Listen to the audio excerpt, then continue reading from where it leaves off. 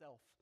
He wants you to know him. He wants everything in and about and around your life to be shaped by knowing him, understood through the definitions and the lens of knowing him. And if the scriptures are what he uses to do that in you, then let that be our gift to you. You need a copy, and you can take that one. It'll be one of the best parts of my week. So it's week number 25 of our effort to walk through the Gospel of Matthew together. As a gospel account, Matthew's aim is to put Jesus on display, his life, his work, his ministry, to put Jesus on display, specifically in Matthew's context, to a first century Jewish audience, right? And to do so in a way that helps that first century Jewish audience understand what they need to understand in order to trust that Jesus is exactly who he claims to be and put their faith in him too. All right, that's what Matthew's doing here. And to get there, Matthew holds up Jesus as the long-awaited messianic king of the Jews. All right? He continuously points to Old Testament prophets and shows how Jesus fulfills all of the promises that they made, even including the less attractive, easy to forget promises that were not so fun to try to cling to. Matthew shows that Jesus' life is an intentional kind of re-experiencing of Israel's own story, just, without all the sin-filled, train wrecky parts. Jesus isn't merely the next king in a long line of Israel's insufficient kings. That's not what's going on. Matthew shows that Jesus is the sinless and eternal mediatorial king that is finally and forever bringing perfect righteousness and rest to God's people. That's what he's doing. And that's a big ask. I get that. I think Matthew understands that. We all understand that. But last week, we got an incredibly clear picture, a clear taste of just how desperately they needed such a king. Last Sunday, we stepped into one of Matthew's sections in between Jesus' major discourses. If you're new here and just unfamiliar with the book of Matthew, unfamiliar with the structure of the book, Matthew is composed of 5 major teachings of Jesus. We call them the 5 discourses, all right? And so in between each of those discourses, Matthew includes a bunch of stories just about Jesus and his miracles. Series-wise, we are currently in between discourses 3 and 4, if you're interested. Matthew is definitely moving the narrative forward. He's definitely moving towards Jerusalem, moving towards the cross and the resurrection, but he's also fiddling with the timeline just a little bit. He's curating these stories in such a way that proves out the logic of all that Jesus just taught on in the previous discourse. Prove out how upside down and otherworldly Jesus and his kingdom actually are. And so the last couple of weeks, we've seen that Jesus fully expected to be rejected as the righteous messenger to Israel. And it could only ever play out in that manner. Not only because that was the common story of pretty much all of Israel's prophets, all right? It's a repeating theme coursing throughout the entirety of the Old Testament. But Jesus is also expecting rejection because, that was the more kind of immediate New Testament story of guys like John the Baptist. It wasn't merely a long ago Old Testament thing. It was the unfortunate and very, very repeated default posture of God's covenant people. It's what they do when God's righteous messenger comes to town. Herod Antipas was the Roman client king of Galilee, the region of Galilee. He was also the closest thing that the Jews in Galilee and even the Jews in Judea had to a legitimate Jewish king. There was a lot of ways he wasn't legitimate, but it's the closest thing they got.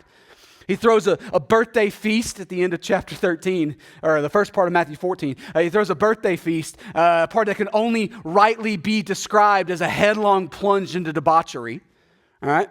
That's what's going on in his birthday party. Sin compounding upon sin, spiritual darkness growing darker and darker, and it all culminates in the execution of John. What a day, right? How'd your last birthday party go? The first part of Matthew chapter 14 ends with a sinful and insufficient self-serving authority, and it ends with the murder of God's righteous messenger. That's how the first half of Matthew chapter 14 ends. In Herod, you cannot get a worse example of what Israel's king ought to be. And so that brings us to the second half of Matthew chapter 14.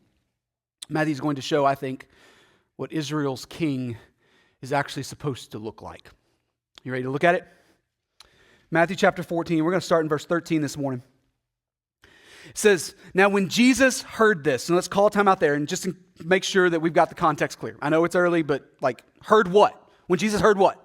Well, when he heard about John's execution, that's what. We learned in verse 12 last week that John's disciples brought the report back to Jesus. All right? And so Jesus hears this news and he responds. So let's keep reading. Now, when Jesus heard this, he withdrew from there in a boat to a desolate place by himself. But when the crowds heard it, they followed him on foot from the towns. And when he went ashore, he saw a great crowd, and he had compassion on them and healed their sick. All right, so we've got another, I think, instance of realizing that Matthew's probably fiddled with the timeline just a little bit. Because the last we checked in on Jesus back in chapter 13, he wasn't anywhere near the Sea of Galilee. He was in the synagogue teaching in Nazareth, right? And so, so somehow he's back at the Sea of Galilee again. They're at least a day's walk apart from each other. It's not just a 5-minute jaunt, all right? And so, but in this moment, we don't see anything in the text that seems to say that Matthew's jumped in the timeline. So it's pretty clearly connected to the death of John. And so that means that the timeline shift must have happened in the earlier Nazareth report.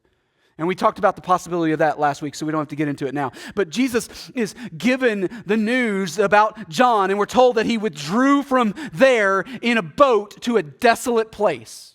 Seemingly, he sailed across the lake to a part that was a little less congested, a little less crowded. We learn from Luke's account of this story that he's near the village of Bethsaida. All right, it's only a couple of miles from Capernaum where he's likely at when he gets this news. And so if you travel east across the northern shore, if you got one of those fancy maps in the back of your Bible, and so if you're looking at a map, they're still hanging out on the very northern tip of the Sea of Galilee. They haven't traveled very far. And the assumption, at least what I think is the assumption in the text, is that the disciples probably went with him, but we're not actually told. And there's certainly a way of reading this story in a way that assumes that maybe the disciples caught up to him later. We don't know. But whatever the case, Jesus receives what I think is heartbreaking news, right? And he separates himself. I mean, what would you do? If you were given news like this, how would you react to that? How would you respond? So John was a relative. He was a co-laborer in ministry. As the righteous king who knows the story and how the story is supposed to play out, John was a righteous man calling the rest of Israel to righteousness. Like John's the goat. And he's ultimately undone by the heinous sin of someone else. Like how are you supposed to receive that news? With heartbreak, right? Church, if you've ever wondered if Jesus, as the divine Son, really, truly experienced the brokenness of humanity that we face, man, wonder no more. Wonder no more, because when Hebrews 2, we're going to come to that next week, when Hebrews 2 speaks of Jesus being made like his brothers in every respect so that he might be a merciful and faithful high priest. We've talked about that text in here before. We need to understand that the writer of Hebrews probably has these kind of moments in mind.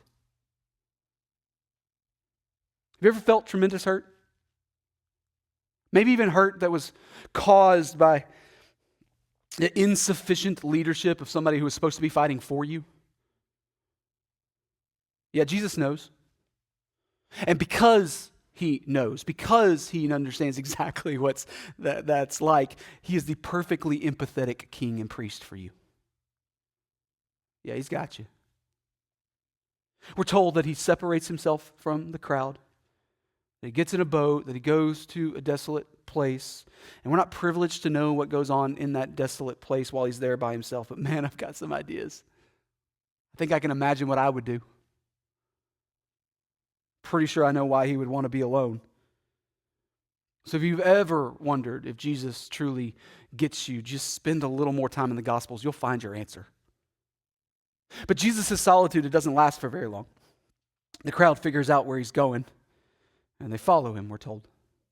Even in the middle of terrible heartache, Jesus also knows what it's like to be thrust back into the grind. You there?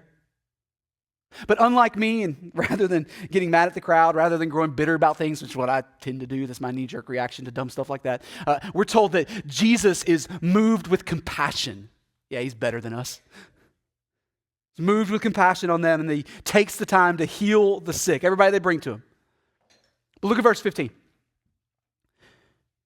It says, "Now when it was evening, the disciples came to him and said, 'This is a desolate place, and the day is now over. Send the crowds away to go into the villages and buy food for themselves.'" All right, so they've been hanging out for however long, we're not really sure, but outside the tiny village of Bethsaida, they're even separated away from the village for however long, and it's starting to grow pretty late. And it says it's evening, but there's kind of a window of time in there, so we're not exactly sure what that means.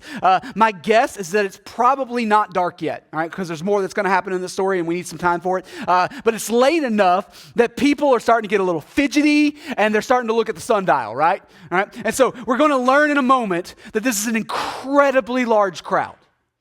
Much larger than you think it is. And when you're responsible for that many people, well, you need a plan. And you probably need a lot of infrastructure. I used to live in Fairmount, Texas. I'm sure you've heard of it. It's an unincorporated settlement of about 300 people located 20 miles outside of a town of 1,100 people. Even the hillbillies think it's podunk. If you hear banjo, run. When I lived there, there were 2 combo gas stations / cafes. That's all you had. All right? Your next option was to drive that 20 miles into the town of 1,100 people to get to the closest grocery store. Or you could go the other direction on pretty desolate highway for about 45 minutes. You can find a town with a Walmart. All right? It's tiny. If you dropped 100 extra people into Fairmount, Texas right at sunset and just expected them to figure it out, Fairmount, Texas would have a problem. They can't keep up with that.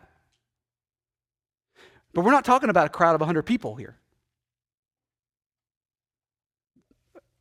We're going to learn at the end of the story that this crowd is probably an extra 15 to 20,000 people. It says that they counted 5,000 men, but that number didn't include women and children. If the women and men are split roughly 50-50, we're somewhere in the neighborhood of 10,000. And if you throw an average of 2 kids per couple in there, we're in the 20 range pretty quick. It's a big old crowd. Jesus is teaching. He's compassionately working his way through the line, healing everybody that wants to be healed. But they've been there all day, and it's obviously getting late. And so the disciples come and point that out to Jesus. Jesus, we got a glaring problem here. We need to let these people go. Let's send them into all the neighboring villages so that they can try to find something to eat on their own, because we can't do this. By the way, the next time you think that I'm preaching too long, just remember, Jesus' model is to keep you there all day. I'm not saying, I'm just saying. I expect your thank you gift on my desk by next Sunday. All right, so, no, the disciples attempt to get Jesus to turn them loose. What would you do? If you're second-tier leadership in that moment, you're starting to pull, you're starting to look awkwardly, and come on, Jesus, wrap it up. All right, so they try to get Jesus to turn them loose, and how does Jesus answer them? In verse 16, it says, "But Jesus said, 'They need not go away, you give them something to eat.'" All right, pop quiz. How are you responding to Jesus in this moment? What's your next move? What do you say to him? What do you do in response to Jesus' command here? Clearly you want to try to be obedient to Jesus, but you're also doing the math in your head, and there's no way you can be obedient to Jesus right now. Do you feel the absolute ridiculousness of this command? I think we're supposed to. This is the only miracle of Jesus that's included in all 4 gospel accounts. The only one. There are a lot of things that are recorded in Matthew, Mark, and Luke, but aren't recorded in John. John's got a lot of original stuff that's just original to him. But this story, all 4.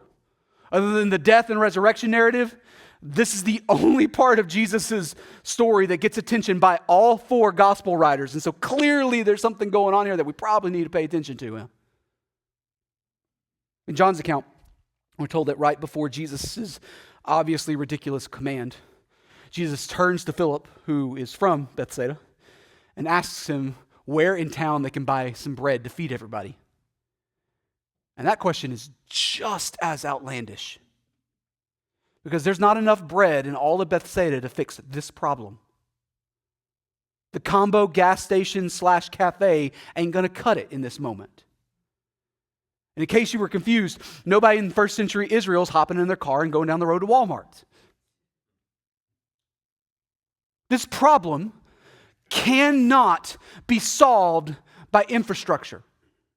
This problem cannot be solved even by some extreme generosity.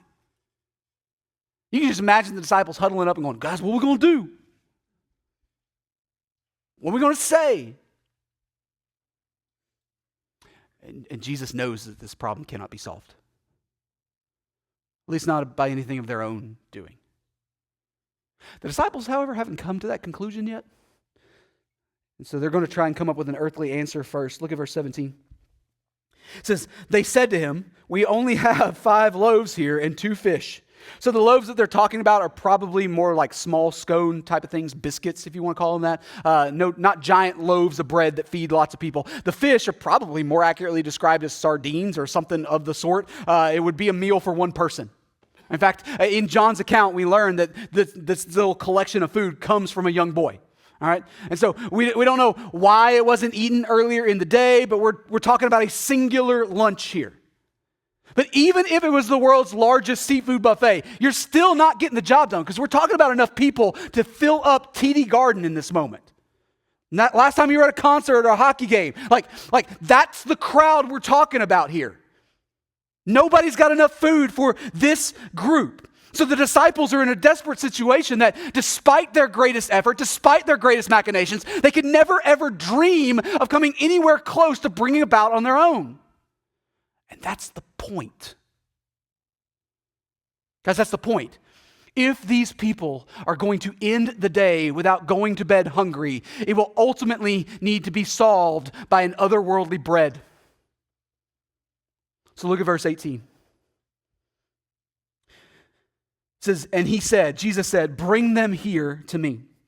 Then he ordered the crowds to sit down on the grass, and taking the 5 loaves and the 2 fish, he looked up to heaven and said a blessing. Then he broke the loaves and gave them to the disciples, and the disciples gave them to the crowds, and they all ate and were satisfied, and they took up 12 baskets full of broken pieces left over, and those who ate were about 5,000 men, besides women and children. So Jesus has everybody sit down on the grass. We're told that he blesses the bread, meaning that he thanks the Father for it. And then he has the disciples just pass it out. How long do you think it takes to pass out a couple of biscuits and some sardines? We're told that everybody has their fill. The boys' lunch is used to feed an arena's worth of people.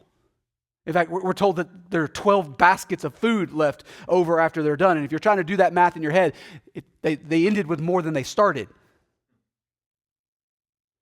And because this is the only miracle recorded in all 4 Gospels, there's also a really, really long stream of people that tried to find any way possible to explain it away. Any way possible to explain it away. There are those that just kind of categorically reject the idea that Jesus performed miracles at all. They've got a long list of theories about how to otherwise make sense of this story. Some argue that, well, everyone witnessed the disbursement, but not everyone ate. Maybe that's what happened. And so you just got this small collection of people who got some food. But everybody was happy because, well, man, look at what Jesus is doing. Some argue that others were moved with compassion and finally pulled their lunches out of their own pockets, and then it was this big communal meal. Still others, they argue that they tore off tiny little pieces and made a portion for everyone. But everybody kind of in the crowd just kind of read the moment, and they understood that no, we need to be happy with this. And they chose to be filled in that moment after their tiny little piece. I don't know which of those options sounds more ludicrous to me, but like level-headed people need to realize that sometimes like dismissive theories end up sounding less plausible than the miraculous claim. Right? Like what if Jesus is actually who he claims to be? Just crazy idea, right? What if he truly is the king that Israel was always promised but could never provide for herself? While Herod Antipas is throwing extravagant, sin-fueled parties that led to greater and greater sin and even death for God's righteous, what if Jesus is offering a simple, heavenly provided feast that feeds the hungry and heals the sick and invites more and more people into his good and eternal kingdom? What if that's what's going on? What if Jesus is actually, genuinely, truly, exactly who he claims to be? What if the sinless mediator and king has actually come to his people? And in his coming, he shows just how upside down his kingdom actually is. The differences between Jesus and Herod Antipas could not be more night and day. They could not be further apart. But Matthew's juxtaposition of the good king, it does not stop with simply feeding the hungry and healing the sick. Jesus is doing more work than that. So look at verse 22. It says, immediately he made the disciples get into the boat and go before him to the other side while he dismissed the crowds. Verse 23. And after he had dismissed the crowds, he went up on the mountain by himself to what? So the feeding of the 5,000 now over, or more accurately, the feeding of the 15 to 20,000 now over. Jesus put the disciples in a boat and he sends them back towards Capernaum. He dismisses the crowd. And we should be really, really, really careful to note here, we're not told of anyone who just refused to leave. They've been healed of diseases. They've listened to his teaching. They've had their bellies filled with some kind of miraculous bread. But church, according to the text in front of us, it seems like the crowd just got up and left after that. And maybe there were some that were not told about. That's certainly possible. The gospel writers don't include every little detail of every story, but we have no account of anyone in this moment choosing to follow Jesus because of this moment. No account of anyone saying, oh, but Jesus, you have both physical and spiritual bread, and I want all of it. I'll go wherever you go. No account of anyone witnessing this incredible miracle proving Jesus' divine authority and then deciding to leave everything else behind and follow him instead. We don't get any of that. And this reality, church, it helps to illustrate what's often an uncomfortable truth throughout church history. There have always been people who are excited for the show, even those who will travel a long way for the show. There have always been people who are excited to receive healing and a full belly, but it does not translate into having a real desire to actually follow Jesus. Those aren't the same thing. Once the show is over, they pack up and they go home. Notice that Jesus still fed them, but also be careful to notice that Jesus isn't confused about who his real disciples are. He knows. Jesus sends the disciples away in the boat. He dismisses the crowd, and then we're told that he goes off by himself to pray. And again, just like in verse 13, we're not privileged to know what it is that what that prayer time looks like. We don't know what Jesus said, or it's not recorded for us. But based on the prayer moments that both Matthew and the other gospel writers do fill us in on, make known to us, Jesus tends to pray for wisdom and for strength to do what he's been called to do, especially in the face of things ramping up as he gets closer and closer to the cross. I'd expect no different from here. But look at what happens next in verse 23. It says, and after he dismissed the crowds, he went up on the mountain by himself to pray. When evening came, he was there alone. But the boat by this time was a long way from the land, beaten by the waves, for the wind was against it. And in the fourth watch of the night, he came to them walking on the sea. Okay, so the Sea of Galilee isn't that big. All right, it's called a sea, but it's just a big old lake. If things aren't going wrong, you can sail across that section that they're in, that northern section, in just a small amount of time. You can row it in like an hour or so if that's all you had. All right, and so, but that's only if things aren't going wrong. And we're told here that wrong is exactly what they were dealt. We're told that they're beaten by the waves and that the wind was against them. We're also told that it is now the fourth watch of the night. which means it's late, like late. Like, and some of you have no idea when that is because you've never seen it. Maybe in your college days, I don't know. No, the Roman military divided up the night into 4 watches, all right? So from 6 p.m. to 6 a.m. And so the 4th watch is the 3 a.m. to 6 a.m. shift. Anybody signing up for that one? We're told in verse 23 that it was evening when Jesus first sent them away. And so it's probably 8 or 9 o'clock range when they get in the boat. And so the disciples' little 3-hour tour has apparently turned into something more like 9 hours of fighting against the storm. It's been a long evening. And then Jesus comes just walking across the water. Came walking to them on the sea, we're told. I don't know how you'd deal with that discovery, but I think I know how I would deal with that discovery. It's probably the same way that we're told the disciples deal with that discovery in verse 26. It says, but when the disciples saw him walking on the sea, they were what? They were terrified and said, it's a ghost. And they cried out in fear. But immediately Jesus spoke to them saying, take heart, it is I, do not be afraid. So I don't know if you figured this out on your own, but the disciples have a really good reason to be afraid, right? And if you're not convinced, just take a quick second and count how many people in your life that can walk on water. Need to give you a moment so you can tally the list? Of course they're terrified. Of course they're terrified. They start speculating on what's going on. Is it a ghost? Is it some kind of evil spirit that's come to harm us? But Jesus apparently calms their fears by simply opening his mouth and talking to them. Guys, it's me. Take heart. It's me. I'd like to think that would be enough for me. But I know me. Might be wishful thinking. But it seems like they're so familiar with Jesus' voice that at least the majority of their terror kind of subsides in this moment. Just by hearing him. I think that's partially to do because they spend so much time with him, but I think it's also partially to do because they've been in these kind of moments with him before. This is not the first time they've been in a storm on this lake. It's not the first time that Jesus has shown himself to be in control at a level that just dumbfounds everybody else, far greater than they ever expected. It's definitely not the first time that they've been blown away by Jesus' power and authority, even over creation. He seems to be doing that more and more and more often as they move along in the story. And this is another massive juxtaposition between Herod and Jesus. See, while Herod is getting backed into corners because he doesn't want to do things he doesn't really want to do politically, Jesus is in full control over all of creation. While Herod tries to save face in front of party guests as he's being pushed around by his niece and his wife, Jesus is in the business of using the wind and the waves to do his bidding. They're not the same. They're not at all the same. But the differences between Herod and Jesus go even deeper. Look what happens next in verse 28.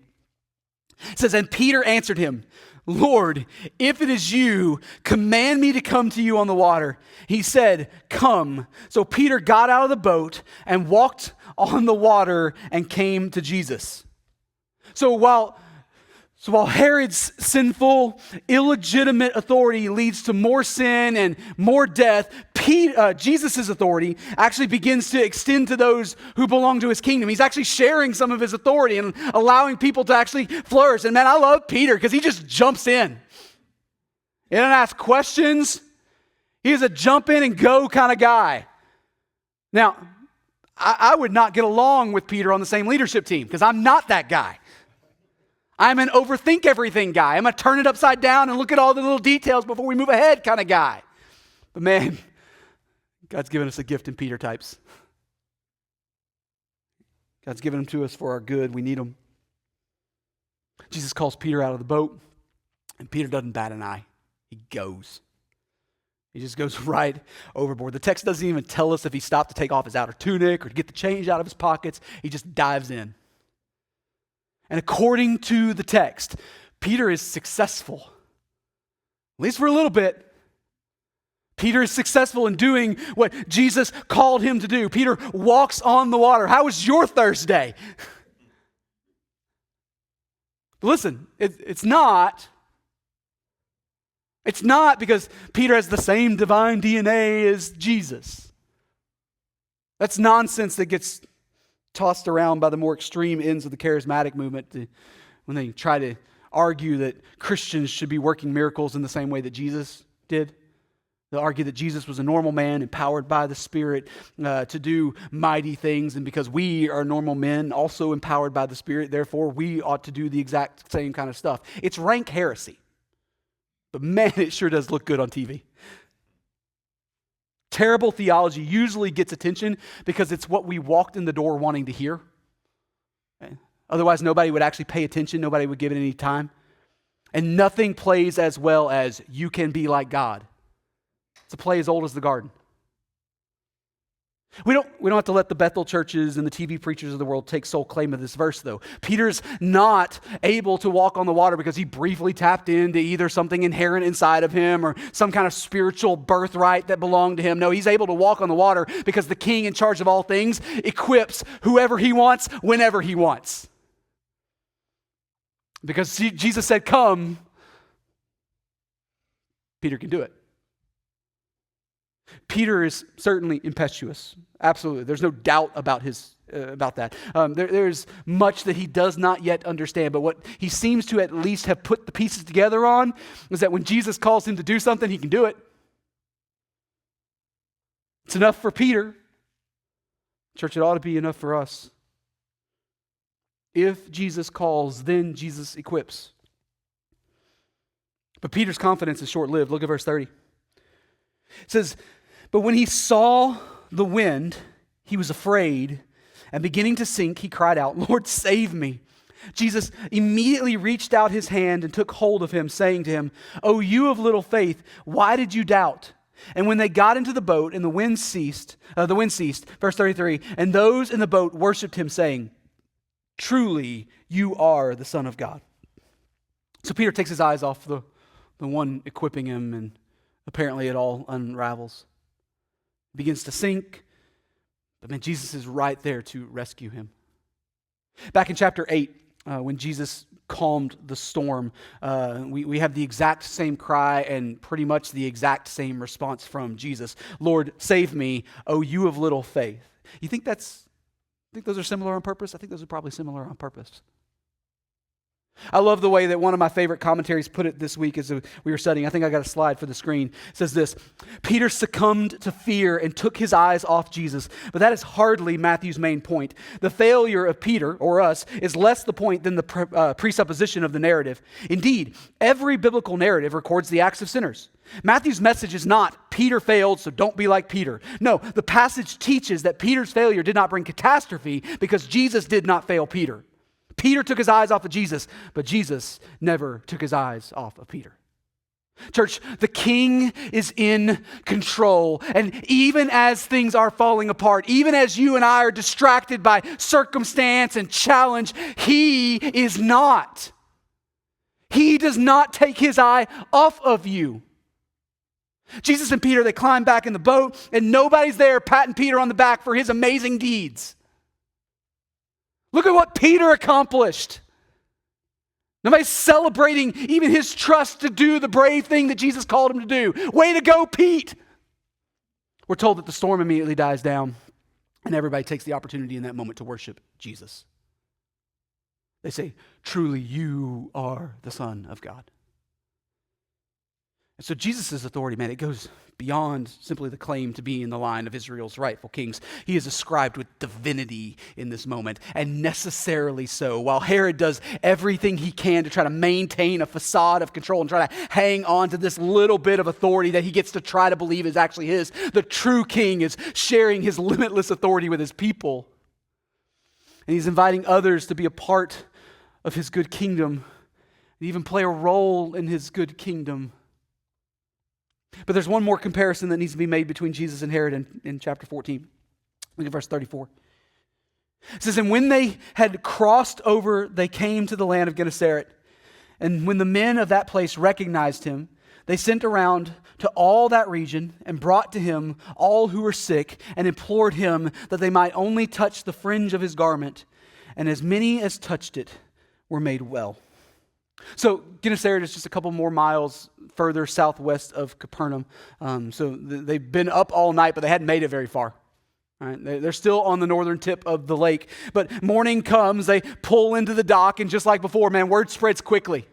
It doesn't take long at all. As soon as they get off the boat, we're told that the crowd starts coming back, wanting another piece of Jesus, wanting more miracles from him, and so wanting to be healed of their various afflictions. And this is the first actual record we have of Jesus being in this town, though it could have certainly happened during any of the times that we're told that Jesus was traveling around. And so Gennesaret's not that far from Capernaum. It likely would have happened, but this is the first record that we actually get to see Gennesaret be mentioned. All right, but apparently, the story of the woman with the issue of blood has made its way to Gennesaret.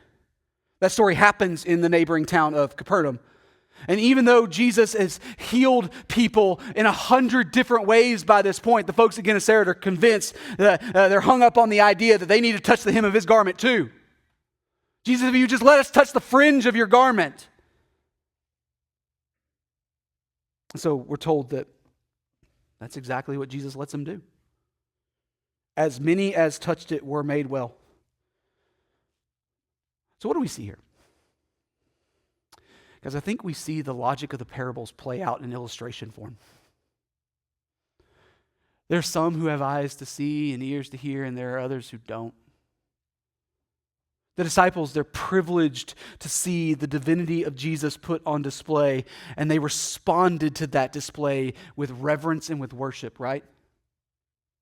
But then there's the mob. The mob's a little different, as they got a picture of Jesus' authority.